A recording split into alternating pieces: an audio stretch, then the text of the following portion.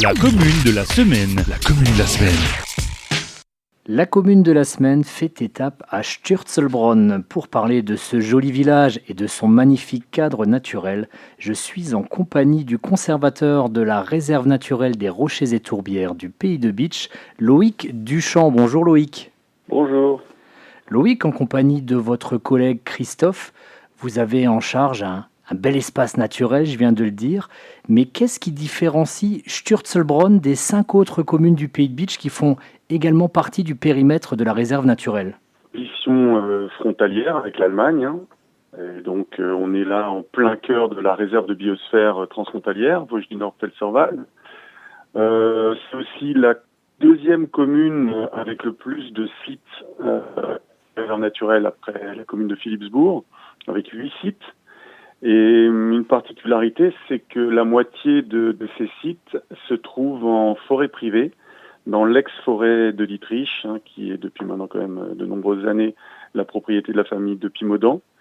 On trouve donc là notamment quelques étangs tourbières et quelques sites rocheux qui sont protégés par la réserve naturelle. Voilà, et puis sinon le reste des sites se trouve en forêt domaniale, dans la forêt domaniale de Sturzelbronn. La commune de Sturzelbronn se distingue par aussi la présence sur son banc communal d'une grande réserve forestière intégrale transfrontalière. Donc là, il faut savoir que de manière très symbolique, à cheval sur l'Allemagne et la partie française de la réserve de biosphère, a été créée une réserve forestière intégrale, donc de 400 hectares. Et sur ces 400 hectares, il y a 100 hectares qui se trouvent sur la commune de Sturzelbronn. Ça permet aussi de placer la préservation de l'environnement au-delà du cadre national, parce que finalement, la pollution ou les mauvaises choses ne s'arrêtent pas à une frontière qui d'ailleurs n'existe plus vraiment. Et c'est vraiment une coopération indispensable. Oui, tout à fait. Ouais. Alors c'est bien sûr, c'est bien plus que symbolique. De toute façon, on le sait depuis longtemps, la nature, elle n'a pas de frontières. Donc on a une grande similitude dans le patrimoine naturel entre le Palatinat et les Vosges du Nord.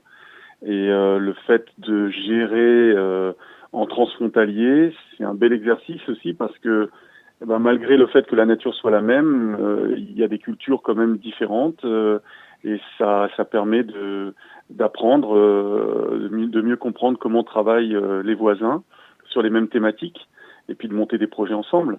Alors on le fait donc au niveau du parc naturel régional qui est donc le gestionnaire de la réserve naturelle, mais pas de la réserve forestière intégrale.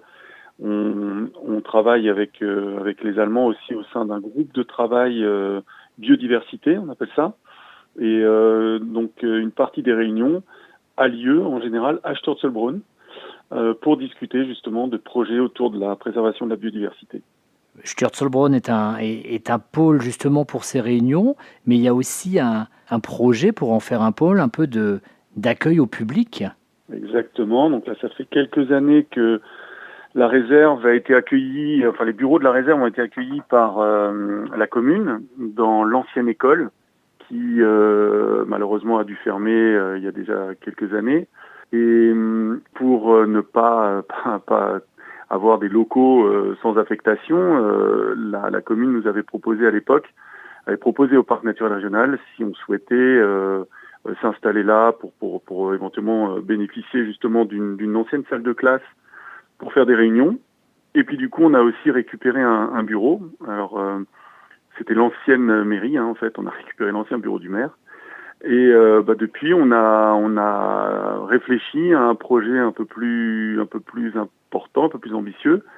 On aimerait, donc avec la commune, avec aussi l'association qui s'appelle l'ASDAF, qui est l'association de sauvegarde et d'animation de la commune de Sturzelbronn, le projet de développer un lieu d'accueil du public, donc aussi bien grand public, qui peut être bien sûr les habitants, les locaux, mais aussi des touristes, des randonneurs, mais aussi le public jeune, les scolaires ou des centres de loisirs, pour leur donner des informations sur le patrimoine naturel, essentiellement, mais aussi sur l'histoire et le patrimoine culturel, puisque la commune de Sturzelbronn est extrêmement riche aussi sur ce plan-là, puisque vous le savez, On connaît l'existence d'une abbaye cistercienne qui s'est implantée au XIIe siècle et qui, en gros, jusqu'à la Révolution française, était active sur ce territoire. Et on sait que cette abbaye a notamment probablement été à l'origine des premiers étangs du territoire du parc, dont la plupart d'ailleurs n'existent plus aujourd'hui. C'est-à-dire que le nombre d'étangs qui a pu exister sur la commune de Sturzelbronn et les étangs qu'on trouve aujourd'hui est assez différent. Les étangs, au bout d'un moment, se comblent ou bien ne sont plus aussi productifs. Et donc, je pense qu'ils changeaient régulièrement de lieu pour créer de nouveaux étangs. Donc, il reste quelques traces de ces anciens étangs, soit dans les noms. C'est assez amusant parce qu'il y a un site à Sturzelbronn qui s'appelle le Neuweiher et personne dans la commune ne l'a connu en eau. Donc, on voit que le Neuweiher est déjà très ancien. Ouais. Et puis, voilà. Il y a aussi une zone où, par exemple, on peut voir aujourd'hui un troupeau de Highland Cattle, donc les fameux poilus cornus là, qui sont donc en pâturage en partie sur un ancien fond d'étang, un grand étang, dont on peut deviner l'ancienne digue quand on passe le long en voiture. Voilà, mais il y en a plein d'autres comme ça. Et puis il en reste quelques-uns, bien sûr, et donc dont les 2 étangs du Cobert qui sont dans la réserve naturelle. C'est intéressant que vous parliez d'histoire, car Monsieur Steiner, l'ancien maire et ancien instituteur du village, donc qui connaît bien les locaux dont vous venez de parler, nous avait parlé notamment de l'étang du Grafenweiher, qui est maintenant qui n'est plus vraiment un étang, une tourbière. Mais les tourbières, ce sont aussi des sites historiques d'un point de vue scientifique, ce sont aussi des endroits où on peut aller regarder ce qui se passe au fond pour pouvoir analyser notre territoire au fil de l'histoire jusqu'à très très loin en arrière. Et vous avez parfaitement raison, puisqu'effectivement, un prélèvement d'une carotte, on appelle ça comme ça, une carotte de tourbe, de plusieurs mètres d'épaisseur parfois dans le secteur, va nous donner des informations sur l'évolution en fait de la végétation au cours des 9000 voire 9500 dernières années, puisque dans la vallée juste à côté du Neudorfel, là on a plus de 3 mètres d'épaisseur de tourbe. Et en gros, on a daté, il y a eu des datations qui ont montré que le démarrage de l'accumulation de tourbe a commencé il y a 9500 ans. Et ce qui est magnifique avec les tourbières, c'est qu'en fait, la tourbe s'accumule année après année, mais il faut des dizaines, voire des siècles pour obtenir de l'ordre du centimètre d'épaisseur. Ceci dit, les couches sont parfaitement bien organisées et bien rangées. Et au fur et à mesure que vous descendez aux profondeurs, vous remontez le temps. Et on peut analyser comme ça les pollens, mais les spores aussi. Il y a des spécialistes qui regardent ça au microscope et qui sont capables de déterminer les espèces et du coup qui voient les proportions des différents pollens en fonction des époques et qui peuvent retracer en fait les végétations majoritaires qu'on pouvait trouver autour de la zone tourbeuse, mais en étant encore plus intelligent, capable de voir quelles modifications étaient plutôt liées au climat et les modifications liées à l'action humaine, à l'action anthropique.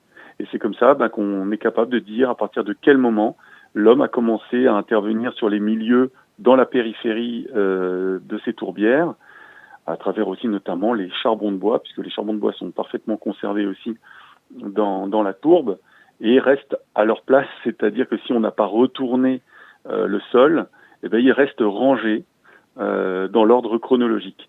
Donc ça permet vraiment d'aller très loin dans l'investigation historique. Du coup, on pourrait presque vous donner un nouveau titre, conservateur de la réserve naturelle et historique des Rochers et Tourbières du Pays de Bitche. De toutes les façons, oui, c'est quasiment vrai partout puisque l'homme intervient depuis très longtemps sur ces milieux. Donc forcément, il y a des interactions entre l'homme et la nature depuis des milliers d'années. Et du coup, ce qu'on préserve à un moment donné est quand même le fruit d'une histoire naturelle et humaine. Le magnifique site de Sturzelbronn expliqué par Loïc Duchamp du Parc naturel régional des Vosges du Nord. Merci beaucoup Loïc. Avec plaisir. À la prochaine.